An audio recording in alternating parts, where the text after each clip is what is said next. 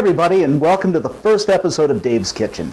This is actually a spin-off of Our Great Recipes. We're just coming up with a new format and trying to make things a little more personal for you.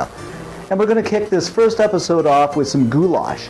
Now, goulash is actually a Hungarian dish by origin, and it's kind of a hodgepodge of everything. And it's been adopted by many cultures, specifically American and Canadians.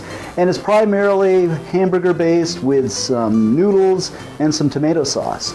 And this is my Canadian version of goulash. I'm sure you're going to love it, so let's get started. Let's begin by adding a bit of oil to a preheated pan. And I'm just going to place the beef in. Now I'm using a fairly lean ground beef here because you don't want it too fatty. And we're just going to break it up a bit here in the pan. I'm going to fry this over medium-high heat just until it begins to turn brown.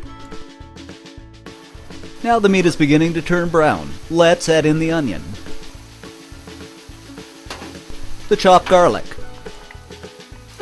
Then I'm going to stir this and cook just until the onions begin to turn translucent. And this should take, I'd say, 2 to 3 minutes. Now we're going to pour the water in.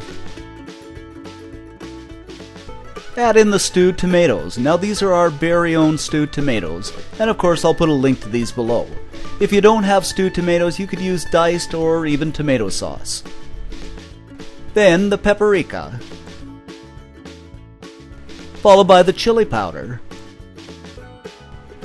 the soy sauce, and the Worcestershire sauce, which, like many people, I can never say. The tomato paste, which gives it a little bit of extra body and texture. Fresh basil. Now, if you don't have fresh basil, you can always use the dried stuff. I just find fresh basil gives it a little more kick. Some freshly ground pepper. And we'll just give this a stir until everything is well incorporated. Bring it to a slight boil and add in the bay leaves.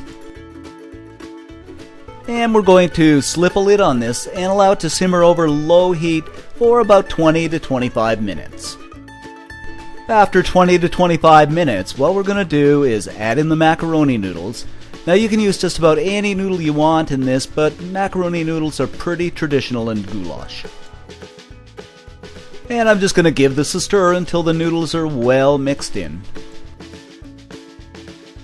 Then we're going to place a lid on this again and allow it to simmer over low heat for an additional 20 minutes or until the noodles are tender.